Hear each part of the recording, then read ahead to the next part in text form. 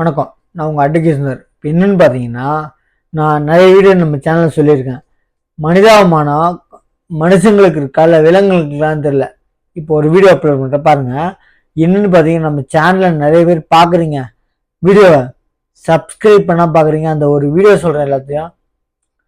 அதாவது certificates 10th 12th certificates வாங்கி வச்சுட்டு காலேஜ் டிஸ்கண்டினியூ பண்ண ஸ்டூடெண்ட்ஸுக்கு ஒரிஜினல் சர்டிஃபிகேட்ஸ் கொடுக்காம எக்கச்சக்கான காலேஜ் ஃபீஸ் கட்டுங்க, முழு ஃபீஸ் கட்டுங்க அப்படின்னு இருக்காங்க. அது ஆக்சுவலி மெட்ராஸ் ஹைகோர்ட் மதுரை பெஞ்சு ஒரு கேஸ் ஜட்ஜ்மெண்ட் ஆயிடுச்சு. அதை பார்த்து ஒரு வீடியோ போட்டிருந்தேன். என்ன பார்த்தீங்கன்னா, எந்த ஒரு காலேஜும் ஃபைனான்சியல் இன்ஸ்டிடியூஷனில் நீங்கள் கடன் பண்ணுற ஃபைனான்ஸ் ஆஃபீஸ் இல்லை. அதனால எந்த ஒரு ஒரிஜினல் சர்டிஃபிகேட்ஸும் நீங்கள் காசு டிஸ்கண்டினியூ பண்ண ஸ்டூடெண்ட்ஸுக்கு நீங்கள் காசு கட்டினா தான் கொடுப்பேன்னு சொல்ல முடியாதுன்னு சொல்லி ஒரு வீடியோ போட்டிருந்தேன். எனக்கு தெரிஞ்சு 160 170 கால் பண்ணியிருப்பாங்க. மெசேஜ் வீடியோவில் ஒரு 10 பேர்கிட்ட மெசேஜ் பண்ணியிருக்காங்க. என் சேனலில் போயிட்டு என் நம்பர் எடுத்து கால் பண்ணியிருக்காங்க.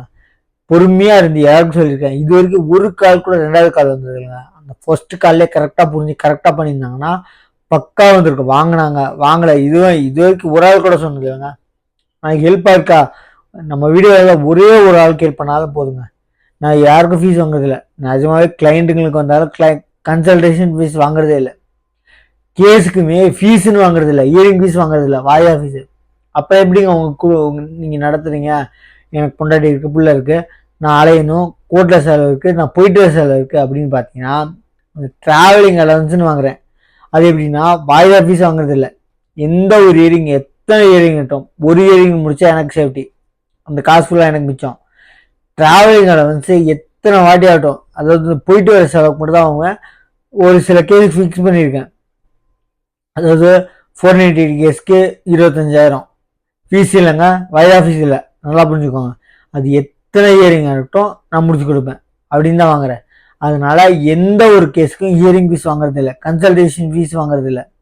புரியுதுங்களா? வாய்தா ஃபீஸ் வாங்குறது இல்லை. வாய்தா ஃபீஸ் வாங்குறதா இருந்தால் அடுத்த வாய்தா நானே வேணும் தள்ளுவேன். ஆக்சுவலி நிறைய வக்கீலுங்க அடுத்த மாதத்துக்கு ஏதாச்சும் கமிட்மெண்ட்ஸ் நான் இருக்கல கேஸு வாய்தா ஃபீஸ் வரும் அப்படின்னு நினச்சிடுவாங்க. எனக்கு இந்த மாதம் முடிச்சா எனக்கு சேஃப்டிங்க. அடுத்த மாதம் நான் கை காசு போட்டு அலையணும். அவங்க கொடுத்த காசு தான், கிளைண்ட் கொடுத்த காசு தாங்க, அது எனக்கு மிச்சம் இல்லை. அடுத்த மாதம் அலைஞ்சா அது செலவாகும், அலையணும்னா எனக்கு மிச்சம். நல்லா புரிஞ்சுக்கோங்க. அந்த பேசிஸில் தான் போகிறேன்.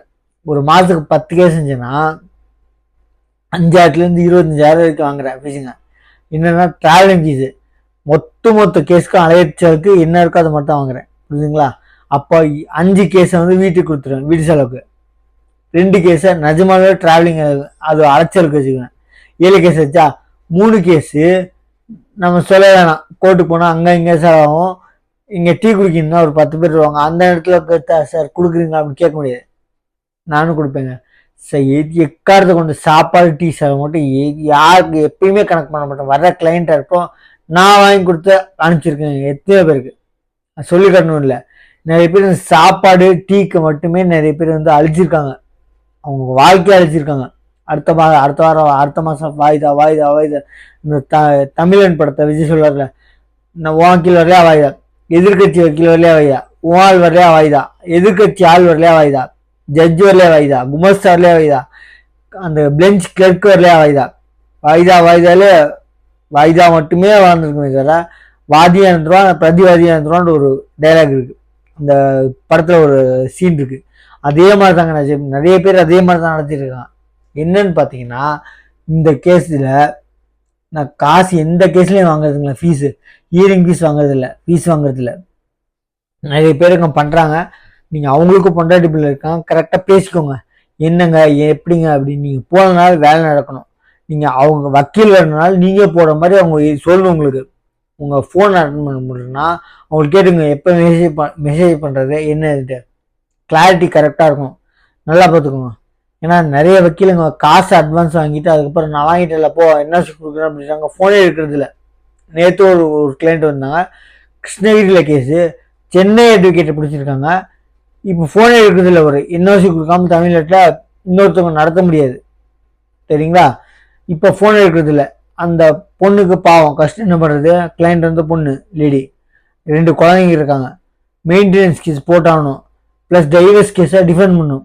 அவன் புருஷங்காரன் சொத்து நிறைய இருக்கு. இந்த பொண்ணு வேலையை பார்க்க வேணாம்னு சொல்லிட்டான். போல 10 வருஷம் வீட்டிலே இருந்துச்சு. இப்போ வெளியே போயிட்டு வேலை தேட முடியல. 7,000 8,000 ஒரு ஆஃபீஸ்க்கு ஒரு கிளர்க் மாதிரி போகுது. அந்த மாதிரி கண்டிஷனில் ஃபோன் எடுக்க மாட்டேங்கிறான் வக்கீல், நிறைய மெட்ராஸ் வக்கீல். பார் கொஞ்சம் சொல்லி அனுப்பிச்சிருக்கான் உங்கள் மேலே கம்ப்ளைண்ட் பண்ண சொல்லி. அது என்னென்ன ப்ரொசீஜர்னு சொல்லி வச்சுருக்கேன். ஏங்க ஒருத்தங்க வக்கீலுங்க என்ஓசி கொடுக்குங்கன்னா அட்லீஸ்ட் ஃபோன் பண்ணி கூப்பிட்டு என்ஓசி கொடுத்துருங்க. இன்னொரு நீங்கள் காசு கொடுக்கலன்னு, வாங்கின காசு கொடுக்கலான்னு பரவாயில்ல, என்ஓசி கொடுத்து அனுப்பிச்சிருங்க. ரொம்ப தேங்க்யூ. நம்ம சேனல் சப்ஸ்கிரைப் பண்ணால் நிறைய பேர் பார்க்குறீங்க, சப்ஸ்கிரைப் பண்ணி பாருங்கள். தேங்க்யூ. நான் சொல்ல முடிந்தேன், இந்த நம்ம சேனலில் நிறைய வீடியோ போட்டிருந்தேன். மனுஷங்களுக்கு மனிதாபிமானம் இருக்கா, குரங்களுக்கு இருக்கா, விலங்குகளுக்கு இருக்கான்னு. ஒரு சில வீடியோவில் அந்த யானை போய் குப்பை தட்டில் குப்பையை தூக்கப்படுது. ஒரு யானை ஜூவில் யானை ஒரு ஃபென்சிங் உள்ள ஒரு பொண்ணு விழுந்து பையன் விழுந்துட்டான், சின்ன பையன். அந்த யானை தூக்கி அந்த பையனை மிதிக்காமல் அந்த அவங்க அம்மா கிட்ட கொடுக்குது. அதே மாதிரி இப்போ ஒரு வீடியோவில் என்ன, ஒரு கொரில்லா ஃபென்சிங்குள்ளே ஒரு குழந்தை வந்துச்சு. அந்த குழந்தைய எடுத்து அந்த கொரில்லா அவங்க அம்மா கிட்ட கொடுக்குது. இப்போ மனுஷங்களுக்கு எங்கே மனிதாபிமானம் இருக்குது, விலங்குகளுக்கு தான் இருக்குது. அப்போ சொல்லுவாங்க, நாய்க்கு பிஸ்கெட் போட்டாலும் வாழைக்கு நன்றி மறக்காமல் வரும் அப்படின்னு. நிஜம்தாங்க, நன்றி மறக்கவே மறக்காது விலங்குகள். என்னன்னு பார்த்தீங்கன்னா, இப்போ ஒரு வீடியோ போடுறேன், அதில் ஒரு கொரில்லா ஒரு பொண்ணோட முடிவை பிடிச்சி இருக்குது. இழுத்து இழுத்து பார்க்க வரலன்னு விட்டுருச்சு. அதோட கூட இருக்க ஜோடியோ இல்லை அது கூட இருக்க கொரில்லா வந்து நீ பொண்ணோட முடிவை பிடிச்சி இழுத்துன்னு அடிக்குது. அது வீடியோ அப்லோட் பண்ணி பாருங்க. மனிதாபிமானம் எங்க மனுஷங்களுக்கு இப்போ ரொம்ப ரொம்ப கம்மியாச்சு, ரொம்ப கம்மியாச்சு. ஒரு சில பேருக்கு இருக்கு. தயவு செஞ்சு நம்ம வீடியோ சேனலை நிறைய பேர் பார்க்குறீங்க, சப்ஸ்கிரைப் பண்ணிட்டு பாருங்க. தேங்க்யூ.